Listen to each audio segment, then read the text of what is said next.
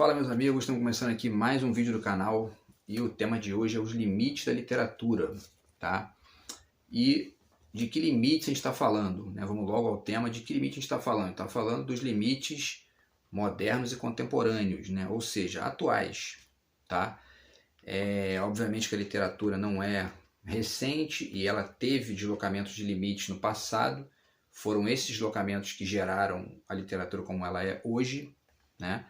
Porém, a gente vai falar desses deslocamentos mais recentes, tá? Especialmente do século XX, alguma coisa anterior, mas especialmente do século XX e o início agora do século XXI, tá bom? E aí nós vamos utilizar, rapidamente vou falar de alguns trechos de uma entrevista da Leila Slimani, que é uma escritora franco-marroquina. Eu assisti um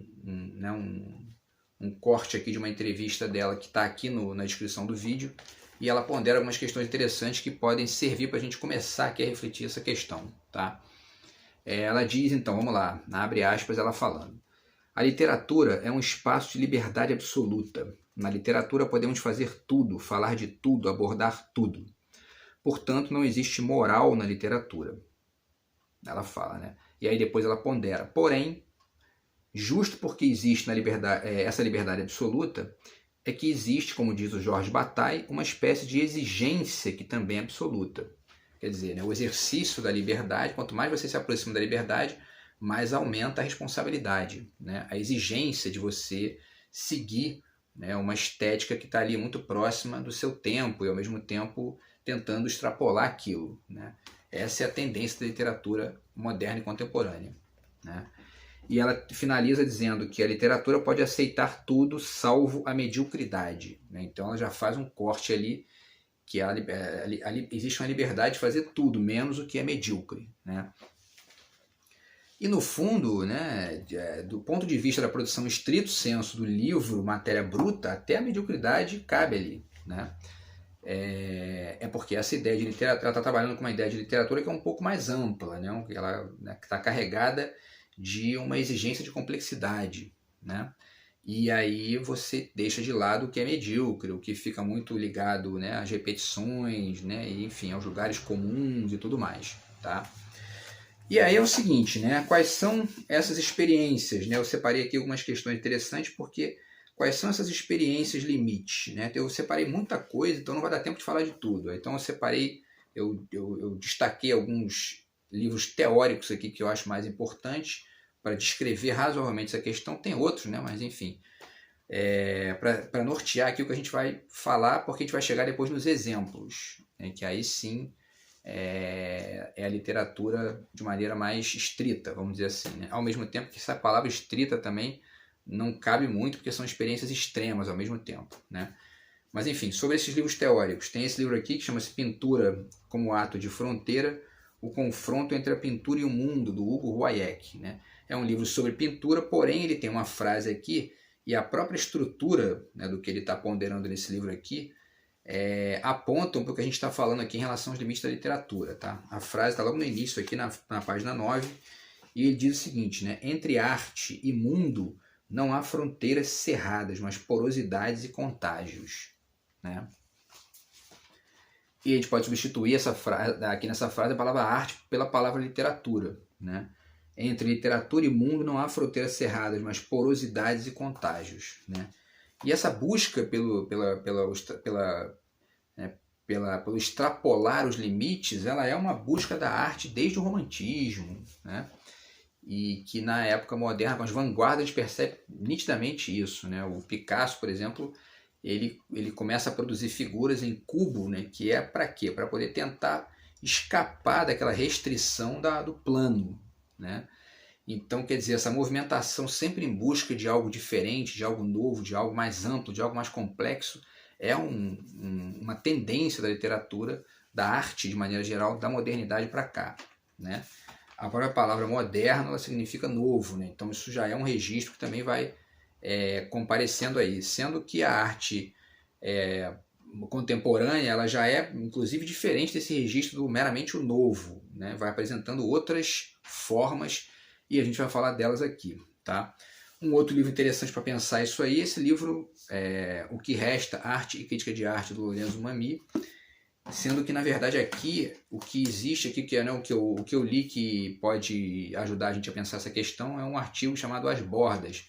Eu já citei também em outro vídeo aqui do canal, e ele fala sobre a história da moldura na pintura e do quanto que a moldura foi sendo deslocada para outras formas e foi, inclusive, perdendo ali aquele registro muito fixo, né, dando lugar a outras experiências, tá?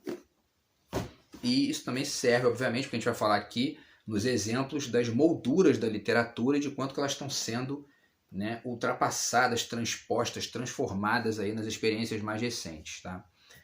Outro livro interessante para poder situar essa questão é esse livro aqui, o livro da Metaficção, do Gustavo Bernardo. Né? Porque uma dessas experiências, a gente vai falar disso também, uma dessas experiências de extrapolação, né, das fronteiras e dos limites da literatura é a metalinguagem, né? Ou seja, a literatura que se pensa a si mesma na sua própria produção. Tá? Romances que falam sobre o que é o romance, contos que falam sobre o que é o conto, poemas que falam sobre o que é o poema e tudo isso misturado. Né? E aí, por último, a última referência teórica que é esse livro Arte e Mídia, Perspectivas da Estética Digital, da Priscila Arantes, no qual ela vai falar sobre a arte no computador e na internet, né? Que aí a coisa realmente ganha, né, uma dimensão muito mais ampla. Porque é interessante, né, a gente pensar nessa questão dos limites, leva a gente a questionar, por exemplo, né, um poema escrito no Facebook, ele é literatura? Né? O Facebook não é a forma do livro tradicional, né? Mas o poema é. Né? E aí? Né? Ele tá funcionando num outro registro. Né? E aí, isso é literatura? Não é? É uma discussão interessante, porque você pode inclusive escrever um conto no Facebook, até um romance, enfim, né? Na internet, nos blogs e tal, isso acontece bastante, e isso é uma experiência é uma experiência limite. Né? Inclusive tem um livro que eu não separei aqui, do Mário Prata, né? Que eu até esqueci o título agora, mas depois eu boto para vocês na descrição do vídeo, que ele faz o texto, ele escreve o livro na internet, aos poucos ali, né? Com a contribuição dos leitores, e depois publica em forma de papel. Né? Então, quer dizer, é um exercício que a Priscila Arantes está ponderando aqui nesse trabalho. Tá? Vamos ver o tempo aqui. Vamos passar então para os exemplos. Antes a gente vai só listar aqui algumas dessas experiências contemporâneas. Né? Quer dizer, quais são elas? Os hibridismos são talvez as experiências, né? É o tipo de experiência mais, enfim, mais diverso hoje em dia, que está sendo exercitado em vários níveis. Né? O nível o exercício do hibridismo. Né? O exercício da metalinguagem, que a gente acabou de falar, né? Quer dizer, a literatura pensando a si mesma dentro dos processos. Né? A imersão, né? Os processos imersivos que também são muito comuns na arte contemporânea, na arte recente contemporânea. Então, eu falei dos hibridismos, que mais que eu separei aqui? Os fragmentos. Né? O fragmento é uma questão também muito importante da arte recente e contemporânea. As colagens, que também são formas de hibridismos. Né? E as citações, que também são uma característica muito importante, né? Uma quebra de fronteiras, aí, um deslocamento de limites da literatura recente. Quer dizer, a citação é isso, né? Outros escritores, outros livros, outros personagens vão aparecendo dentro de outros romances, de outros contos, de outros poemas. Né? Enfim, então vamos partir para os exemplos. Tá? Ainda com relação a essa questão, né, do registro, do que é um conto, o que é um ensaio, o que é um romance, porque essas fronteiras vão sendo, né, completamente flexibilizadas. Né? O Borges é um exemplo dos mais importantes nesse nível, porque ele mescla de tal forma ali o relato histórico com o ensaio, o conto, que essas fronteiras ficam muito perdidas ali. Né? E isso, na verdade, cria descrições belíssimas e questões muito filosoficamente instigantes. Né? Esse livro aqui, O Informe de Brude, é um exemplo disso, um livro dele de 1970. Né? E tem dois exemplos que eu separei aqui para vocês para perceber isso. Né? Nesse conto chamado A Intrusa, que começa na página 11, né, o conto já começa da seguinte forma: dizem o que é improvável que a história foi contada por Eduardo, tal, e aí ele continua. Né? Então, quando ele começa a descrição dizendo dizem o que é improvável, ele já está ali colocando em questão a própria veracidade da narrativa. Né? E o caráter, ao mesmo tempo, né, de incompletude, de dúvida daquilo ali. Tá? Essa é uma das características da literatura fantástica, né, que o Borges também é um dos expoentes. Né? E aí um outro trecho que eu separei na página 18, diz assim, né, uma tarde em que estávamos os dois sozinhos, confiou-me um episódio, isso aí um personagem falando do outro, né, confiou-me um episódio da vida dele que hoje posso contar. Mudarei, como é de supor, algum pormenor. Quer dizer, aquela coisa do quem conta um conto aumenta um ponto. Né? Então, as histórias são sempre assim, né? Você vai contando de um jeito, daqui a pouco, né, um detalhezinho você deixa escapar e aí muda para um outro, daqui a pouco, enfim, tem um acréscimo, tem elementos que faltam, isso sempre vai acontecer. Né? Não existe descrição absoluta, né? E ao mesmo tempo um detalhezinho ali pode se transformar numa coisa até romanesca. Né? Eu tenho um dos contos do meu livro de contos Acidentes, se chama justamente Odisseia de um Detalhe, que eu começo a história com um farelo ali, né? E vou chegando, e chego numa outra história lá, que acaba numa praia e tal, enfim, que tem a areia da praia, que também é farelo, né? Enfim, tem uma conexão com isso. Né? Então vamos aos exemplos. Tá, vamos aos exemplos. Então, o primeiro exemplo que eu trouxe é esse romance, esse conto aqui do Edgar Allan Poe, O Mistério de Mary Roget, né, que eu já falei dele aqui em outros vídeos também, né, que é, na verdade, uma mescla, um hibridismo que o Edgar Allan Poe cria entre o discurso jornalístico, entre o relato jornalístico, que ao mesmo tempo é investigação, inclusive policial, e o conto. Né? Ele vai estudar, a partir dos jornais, a história de um crime que aconteceu em Nova York, né? E ele constrói um conto narrando, né, não só elementos da história do assassinato, mas também algumas perspectivas dele sobre como que a história seria resolvida. E pelo que consta, ele acertou tudo, né, a partir de um conto. Tá? O Edgar Allan Poe. Né? E aí passamos agora para a literatura do século XX. Né? Existem vários tipos de hibridismos, né? Vamos falar disso aqui também. Ó. Por exemplo, né? Eu separei alguns aqui para não descrever muito também. Hibridismos autor-leitor, autor-personagem, protagonista e os ajudantes, né? Que são os personagens secundários. Né? O Agamben tem um texto sobre isso muito interessante também no livro Profanações. História e ficção, né? Texto e fala, original e cópia, enfim, vida cotidiana e ficção, né? E outras experiências. Né? Então, vamos falar um pouquinho, vamos dar uns exemplos aqui. Tá? Em relação ao hibridismo personagem-autor, uma das obras mais fantásticas nesse sentido, mais famosas, é justamente Os 6 Personagens à Procura de um Autor, do Luigi Pirandello. Tá? Quer dizer, é uma história que conta uma história que não tem autor. Né? Que são os personagens procurando o autor. Cadê o autor? Né? Enfim, então ele já coloca, ele já pondera essa discussão aí. Isso parece viagem, né? Mas na verdade, se a gente pega, por exemplo, a própria origem da palavra personagem, né? ela tem conexão na origem com a palavra persona, que é a mesma que gera a palavra pessoa. Quer dizer, então, de certa forma, nós somos também um pouco personagens da vida, né? Somos pessoas e personagens ao mesmo tempo. Né? Então, essas ponderações são importantes aqui, porque a arte fazendo filosofia, né? E vice-versa também. Né? Outro livro interessante que vai ilustrar essa tendência de hibridismos, né? É o livro do Beckett, né? O Esperando Godot, do Samuel Beckett. Tá? Nesse livro, o que o Beckett faz é colocar a figura do protagonista num problema estético mesmo. Né? Quer dizer, o protagonista da história não aparece. Os personagens ficam esperando o Godot e ele não aparece. Então, quer dizer, e aí os personagens secundários se transformam em protagonistas improváveis ali, né? E ele modifica essa estrutura aí para mostrar, na verdade, que essas estruturas não são absolutas. Né? Beckett é um dos mestres nesse registro. Tá? Outro exemplo, agora dessa vez de hibridismo do texto histórico com a poesia, é esse livro História do Brasil, do Murilo Mendes. Tá? Ele utiliza o registro da poesia para discutir várias questões do Brasil, desde o descobrimento, a Carta do Pero Vaz de Caminha, enfim, até a independência, né, o Tiradentes, uma série de eventos importantes aqui, os quais ele vai discutindo e vai ponderando detalhes a partir dos versos mesmo. Né?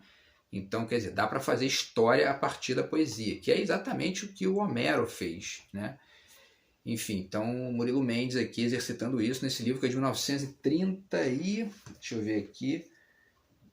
1932, tá? Outra figura importante dos hibridismos é o Nelson Rodrigues, tá? Aqui está esse exemplo, A Pátria em Chuteiras, Crônicas de Futebol. O Nelson fazia o quê, né? Ele mesclava a narrativa do teatro com a crônica para descrever o futebol, quer dizer, então são 3 registros aí, na verdade, bem mesclados, né? Ele produz personagens que servem para descrever cenas do jogo, o Sobrenatural de Almeida, o Honestaldo, né, que era o quadrúpede de 24 patas, né, essa figura do Nelson, e o Complexo de Vira-Lata, enfim, várias figuras interessantes, vários personagens que ele cria para poder descrever os jogadores, as cenas do jogo, né, os gols, né, enfim, os lances polêmicos das partidas e tudo mais, né? Tá? Então, o comportamento dos torcedores, enfim, né? Também é um discurso mesclado, que a crônica é tida como um gênero literário, e ali ele está mesclando teatro também, e ele está fazendo uma coisa ali que mescla essas 2 formas aí, tá?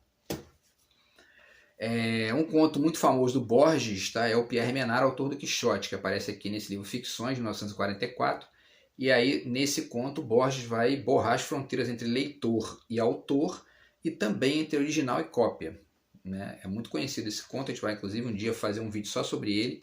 Aliás, cada conto do Borges desse livro aqui merece um vídeo inteiro, porque são contos assim, né, fantásticos e com uma carga filosófica gigantesca ali, tá? Então, enfim, borra essas fronteiras também que eu ponderei aqui, né, do autor, do leitor, do original e da cópia. Temos aqui também esse romance Um Sopro de Vida, da Clarice Lispector, que é mais ou menos a mesma coisa, né? Quer dizer, ela constrói com algumas diferenças, quer dizer, ela constrói a história de um autor que vai conversando com o personagem, o personagem. E aí ela está também fazendo aqui, ela está borrando essas fronteiras entre o autor e o personagem, transformando o autor em personagem e o personagem em autor, em narrador, né, da história, que já é uma tendência do século XX, né? E ao mesmo tempo ela está fazendo também um exercício de metalinguagem, né, que está discutindo a própria autoria por dentro da obra, né? Tá? Um Sopro de Vida, da Clarice Lispector. E aí chegamos aqui na literatura mais recente, né? Tem esse romance muito interessante chamado Sujeito Oculto, da Cristiane Costa. Tá? Nesse romance aqui ela vai discutir várias questões estéticas interessantes, inclusive em relação ao original e cópia, especialmente, né? Que é uma discussão que também aparece no Pierre Menard, aliás, no Pierre Menard que eu falei aqui, do Borges, e num outro romance da Patrícia Mello, chamado O Elogio da Mentira. Tá? E o próprio título é interessante, é instigante, né? O Sujeito Oculto, né? Que é um pouco isso, né? Quem é o autor, quem é o... né? De onde vem, né, exatamente a ideia, né, e tal, quando é que surge isso, se o texto original ele é completamente original ou ele parte já de uma série de ideias, né, que já estavam ali borbulhando na cabeça do escritor, advindas de outros registros da cultura, enfim, né, de conversas e tudo mais, quer dizer... Então é muito interessante essa discussão, e esse romance aqui da Cristiane Costa, né, trabalha isso. E esse romance também, ela exercita aqui extrapolações de limite formal mesmo, né, porque ela vai trabalhar com formatos de letras diferentes nas páginas, né, você pode ver aqui, ó, espaços vazios também, que são vazios significantes na história, né?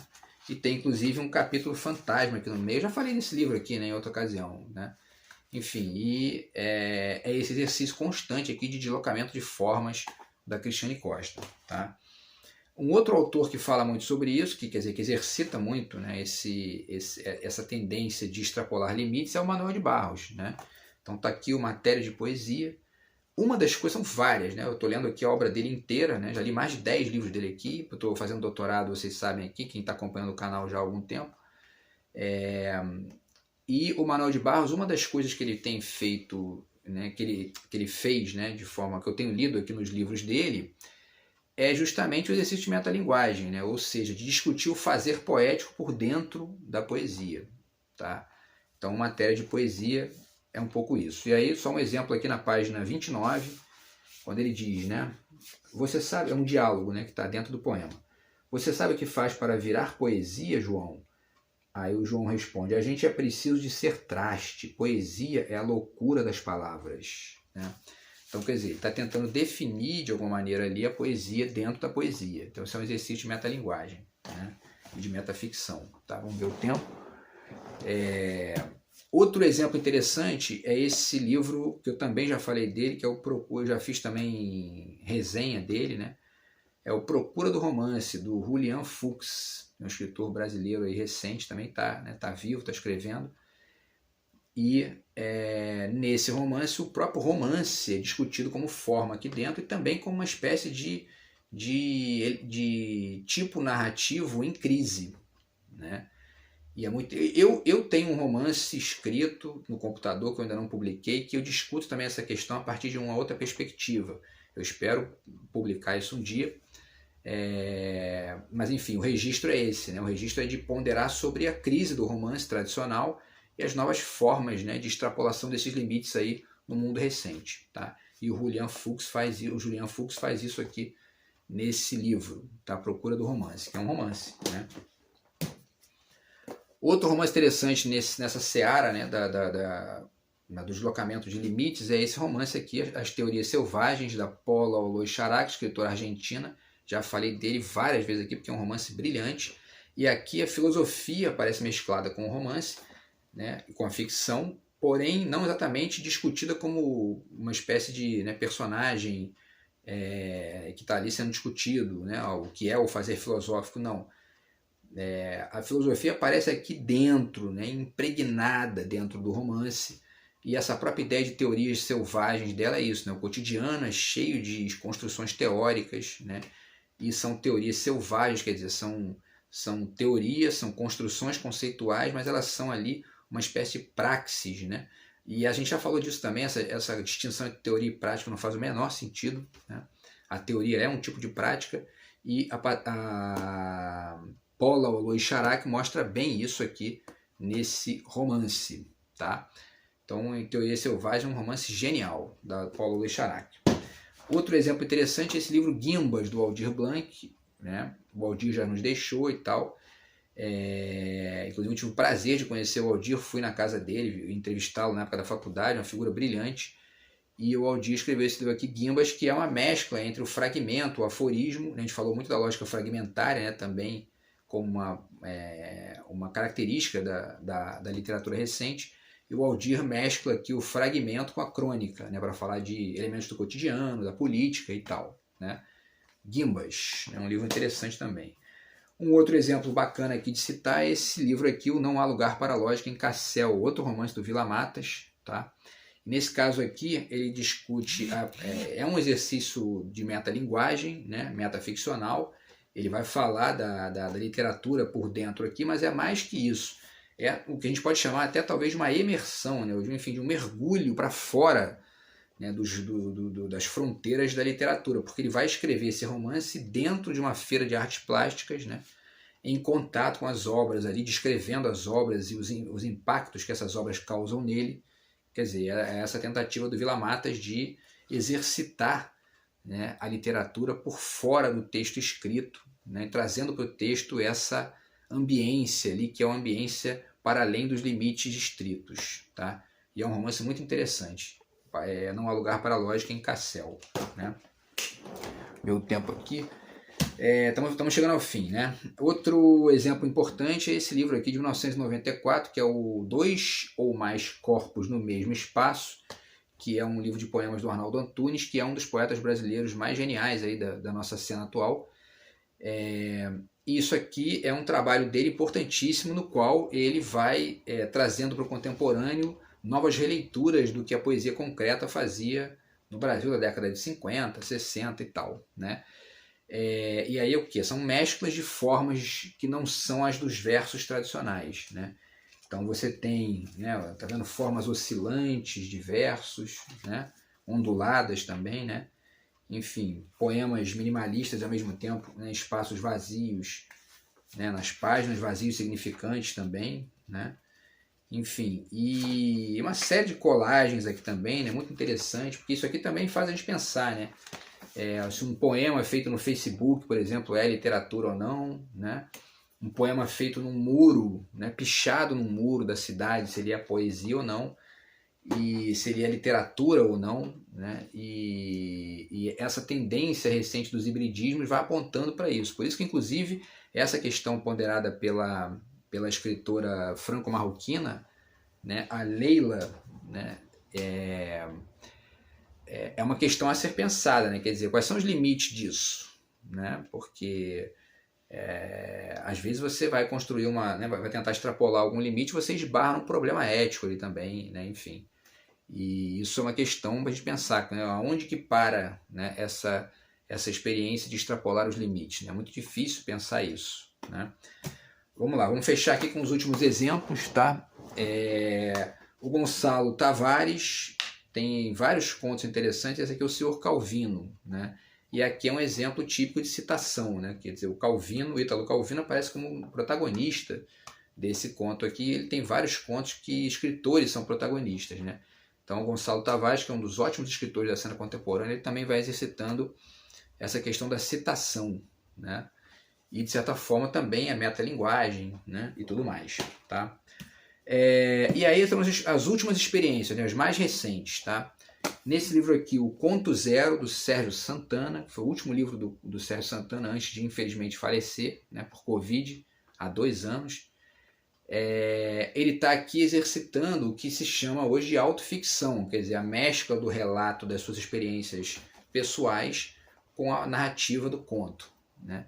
Então isso também é um extrapolamento, né, de limites da literatura, quer dizer, do texto ficcional stricto sensu para uma mescla com as experiências cotidianas, tá? É muito interessante esse livro também, e de certa maneira ele retoma aquela questão do Roland Barthes, né, do grau zero da escrita, né? Ele traz aqui para o conto zero, né, que seria um ponto zero também, que separa ou que mescla a literatura com a experiência de vida da gente, né? Que é também uma coisa que lembra o Nietzsche, né, que é a vida como obra de arte, né? E aí chegamos aos 2 últimos exemplos aqui, né? Quer dizer, dentro dessa questão da própria forma estética do livro, que a gente falou aqui no romance da Cristiane Costa, né? Um autor muito interessante nesse sentido também é o Mário Bellatran. Tá? Esse livro aqui, Cães e Heróis, que é um romance dele, ele também faz aqui né, uma experiência formal aqui, né? Tá vendo? As páginas do lado direito estão em branco e as do lado esquerdo elas vão trazendo tamanhos de letra diferentes, né? E para poder deslocar essa questão do texto, né, do tamanho 12, o tamanho 14, enfim, né? E o livro também não tem capa, né? Um livro sem capa e sem contracapa. Ele já vem, a costura vem por fora aqui, né? Quer dizer, isso é muito interessante porque é meio que exercitar essa coisa das entranhas materiais do livro sendo expostas, né? É uma espécie de fratura exposta da forma, né? E ao mesmo tempo a gente pode ler poeticamente como uma fartura exposta, né? Porque é isso, abre para várias perspectivas, né? E o último exemplo, na verdade, tem a ver com uma coisa que a própria Leila cita, né, no início, que é a coisa dos identitarismos, que é uma tendência recente também, né? Quer dizer, são povos e grupos que são minoritários, historicamente, né, marginalizados, têm dado as caras e têm falado mais e têm produzido narrativas que vão botando em questão elementos desses grupos, né?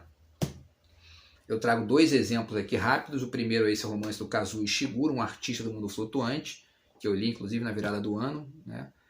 E quer dizer, é isso, né? A construção da identidade japonesa no pós-guerra e tal, né? Enfim, o Kazuo Ishiguro ganhou o Prêmio Nobel de Literatura, tá?